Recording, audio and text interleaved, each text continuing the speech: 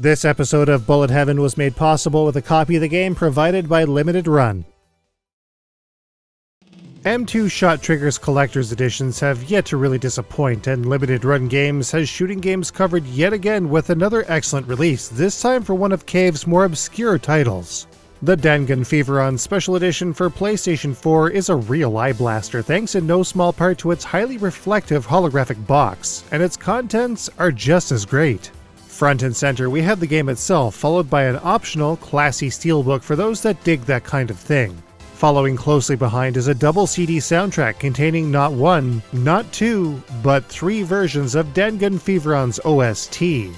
Further still, this collection's art book gives players backstory, character information, and more, while an oversized double-sided poster offers players great art to adorn their walls, if they so choose. Finally, a set of replica arcade flyers and inserts round out the package. All great, with excellent production value and collectability, but what about the game itself? Well, in this episode of Bullet Heaven, we're gonna dive into Dangun Feveron and figure it out.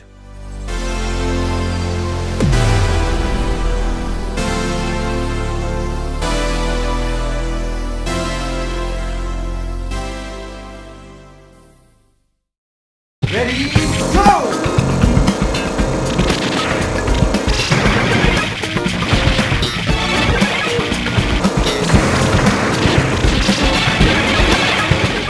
Dangun Feveron is a tate-oriented, wide-scrolling shooting game developed by Cave and published by Nihon System for release to Japanese arcades in 1998. It was also released the same year in North America under the name Fever SOS. Unlike others of the time, Dangun Feveron would not see a home console release until M2 Shot Trigger's version on the PlayStation 4 in 2016.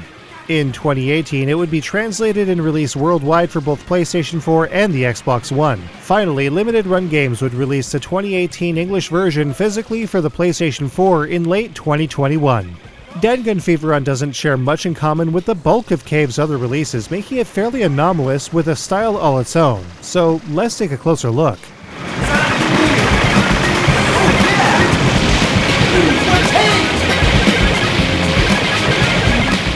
Dangun Feveron was developed right alongside Cave's S-Braid, but the two couldn't be more different. Taking more of a traditional shooter approach rather than a bullet hell per se, Dangun Feveron bucks a lot of the trends that Cave is most known for. This starts with the ship select, where players choose from one of three ships. Each has a unique fire pattern and bomber, which isn't especially noteworthy on its own. The special weapon select and speed, however, are more or less unique to Dangun Feveron. Players can apply any special weapon, activated by holding the shot button, to any craft, allowing for a decent balance and a light layer of strategy to their run. Three are available: a lock-on chainsaw of sorts, slow-moving powerful missiles, and a rolling shield-style weapon that shoots forward when the shot button is released. Each of these allows for a very different style of play, any of which can be extremely effective depending on the player's preference and skill. But it doesn't end there. Players also select the speed of their craft from one of four choices, which run the gamut from a decent pace to ludicrous speed. Again, rather uncharacteristically of Cave, there is no augmentation to the player's speed when the shot button is held and special weapons are activated. The player's chosen speed is their speed no matter what, with some exceptions which we'll talk about soon. Care should obviously be taken regardless of the movement rate chosen, of course. Those that may not be accustomed to screen traversal over the course of 6 frames or whatever will surely rush into bullets more often than they care to admit. I actually like the highest speed setting though. It reminds me of a time all those years ago when I would just fling myself all over the screen with the Judge Spear Slave to take the #1 worldwide scores and Raiden Fighter's Jet Score Attack on Xbox Live. Those were the days. Speed is more important in Dangun Feveron than players may initially realize though. Defeating enemies will release cyborgs that will travel to the bottom of the screen, bounce, then make their way to the top, and eventually off screen. These cyborgs are important for scoring, which we'll talk about shortly, and making sure all are collected is important for the best scores in the game. Speed is a great asset in this regard, but blasting out of the way of aimed bullet salvos is also a handy thing to be able to do. Dangun Feveron's weapon systems are also different than anything else Cave has really done, as there are two separate weapon pickups, one for the player's direct shots and another for their angled ones. Both can be powered up through multiple power levels to a maximum of 4. A maximum of 4 bombers is also attainable. When all 4 bombers are stocked, all dropped power-ups will be for the player's weapons, which will help with score. As is typically the case, deploying a bomber is handy for dealing with huge crowds, dense bullets, and freezing cyborgs that might be on their way off screen. More on that in a bit. With so much flexibility, one might think that Dangun Feveron is more of a walk in the park than its contemporaries, and that may be true of more accomplished players, but there's still a decent amount of challenge to be had within Dangun Feveron's 5 stages. An active rank system will adjust the speed of enemy bullets, making things more difficult for players that perform well. This rank will reset when bombs are used and lives are lost, but can rocket up faster than many players may realize. Of course, players that can get through without losing a life at all will also be given the opportunity to square off against the game's true final boss. For those with less ability, M2 once again has players covered with special novice and intermediate modes. Super Easy makes a return with a simplified rank and defined safe zone that not only grants players an auto-bomber function if they are hit, but also a cyborg auto-collect function.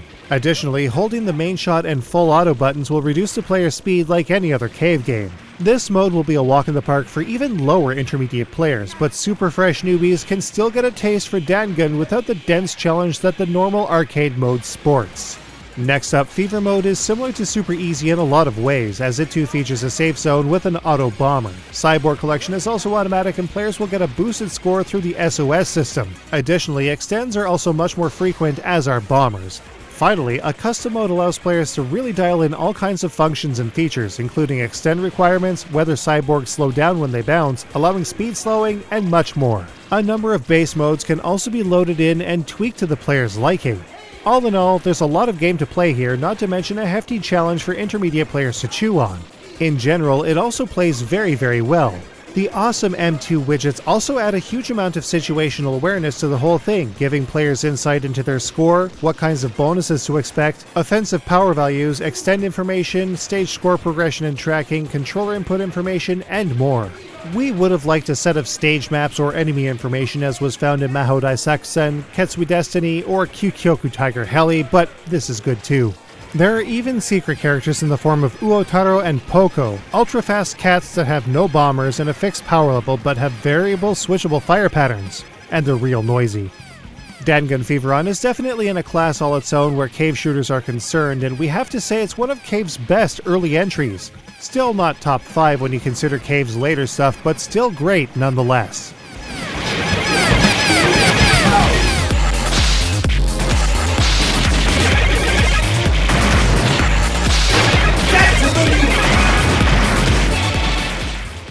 Get ready for a collective sigh of relief, because unlike so many cave games we've slogged through before, the scoring in Dangun Feveron is nice and simple with very little variation between its arranged modes. Most of the scoring in Dangun Feveron hinges on the SOS system. Generally speaking, SOS is tied to the amount of cyborgs the player has amassed, which is not only indicated in the main play area here, but also in this big ol' widget up here. Each one rescued will add 1 point to the base score of enemy kills as well as the value of each cyborg collected. But hold on, why are there 2 different numbers? Well, this could happen for a couple of different reasons. For example, if a player allows a cyborg that has bounced off the lower limits of the play area to subsequently drift off screen at the top, the cyborg base score will completely reset, drastically reducing the player's score potential overall. Furthermore, Dangun Feveron's Fever range also steadily adds value to the cyborg base score so long as players are in the safe zone, allowing for much higher scores much more quickly, particularly at stage end. As such, being sure to collect as many cyborgs as possible without missing any will grant the player the best scoring opportunities. At stage end, the total number of cyborgs collected is multiplied with the base score, resulting in what can easily be a sizable bonus. However, this bonus maxes out at 999,999 points.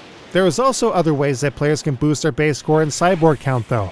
Collected over items will be worth an additional 5 cyborgs, with each one represented as a progressively larger score bonus on collection. Finally, when the player completes the game, a final end-game score based on the amount of bombers and lives in the player's stock is also applied. This uncharacteristic simplicity is a refreshing change of pace relative to the dense scoring mechanics of a game like Dodonpachi, Mushihime-sama, or Aspgaluda, and the addition of online leaderboards across all modes is sure to greatly increase the amount of replay score chasers may have with the game. Presented by Cave.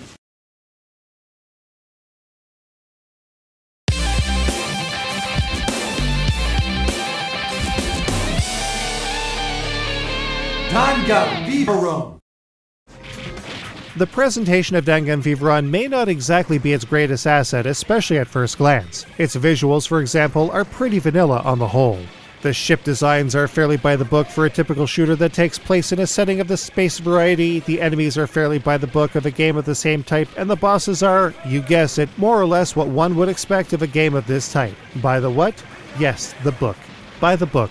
And the backgrounds? Well, again, they're fairly tame. There's really nothing of note that stands out to us like we saw in games like Mushihime-sama Futari, or Escaluna 2, or even Dodonpachi DFK, and especially Saidai Ojo. Instead, we have various starry settings with the odd vanilla Dodonpachi mechanized area here or there, though each stage does have a dedicated color to differentiate one from another at a glance. Oh, and there's a disco floor at some point. All of its personality more or less comes from the stage end visuals, featuring various posed figures around a big old disco ball. With that in mind, the disco-themed OST is one of Dangun Feveron's greatest strengths, but it wasn't originally supposed to be that way. It was supposed to be more heavy metal themed. Allegedly though, playtesters hated it. Remnants of this theme can be heard in the intro, ship select, boss themes, and stage end riff. But everything else is deeply inspired by the disco and funk of the 70s. Stage BGMs like Stage 1's Dancing Bomber bear a striking resemblance to the Bee Gees' Stayin' Alive.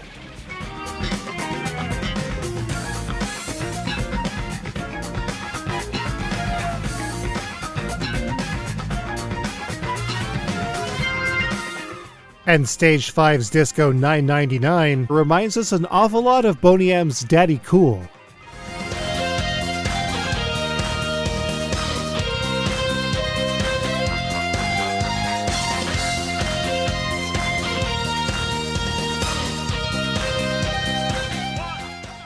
And while we dig the OST in its original form, the M2 Shot Trigger's release also features several other soundtrack options, including an FM version that sounds as if it belongs in a Mega Drive game.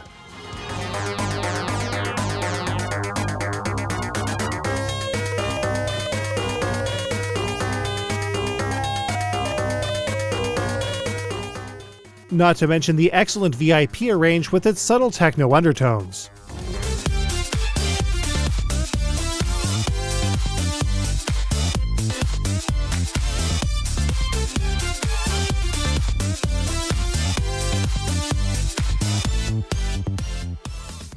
There's also a lot to like about Dangun Feveron's sound effects as well, with a great many of them also heard in other cave titles such as Dodonpachi Daiojo, but nothing compares to the awesome high-energy announcer featured throughout the entire game.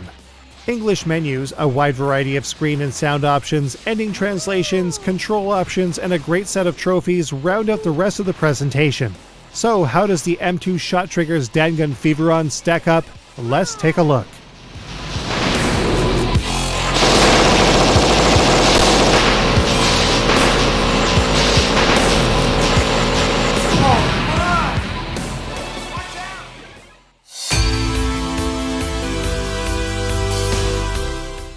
Dangun Feveron's core controls are rigid and a little unforgiving for those that are more used to Cave's many other variable speed control setups.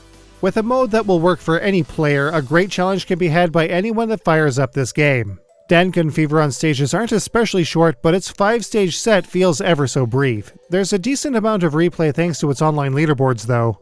One area that didn't especially wow us was Dangun Feveron's visuals. A flash of disco fever is nice, but the rest is pretty generic. Meanwhile, the excellent disco-inspired BGM tunes and over-enthusiastic announcer make for a great time sound-wise. As always, M2's innovative gadgets gives players superior situational awareness while playing. The awesome Fever and custom modes pair nicely with Dangun Feveron's challenging arcade mode. And Super Easy once again gives newbies a fighting chance for success. Physicals of Dangun Feveron are long gone, but the downloadable version sports a great price tag despite its moderate price. Early Cave was wild, and while there have undoubtedly been all kinds of other hugely significant titles from Dodonpachi to Ibara to Muchi Muchi Pork to S-Braid, Dangun Feveron has a simple finesse that comparatively few of these games had.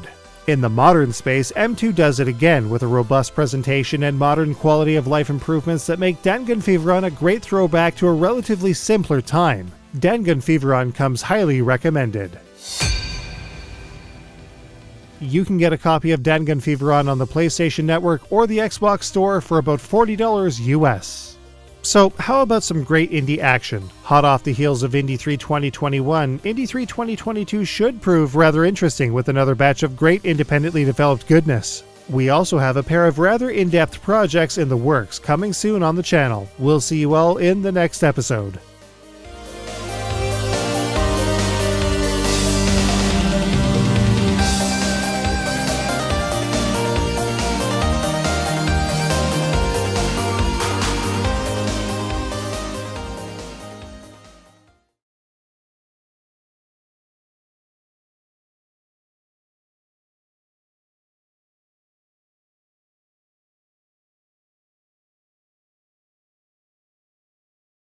Yeah.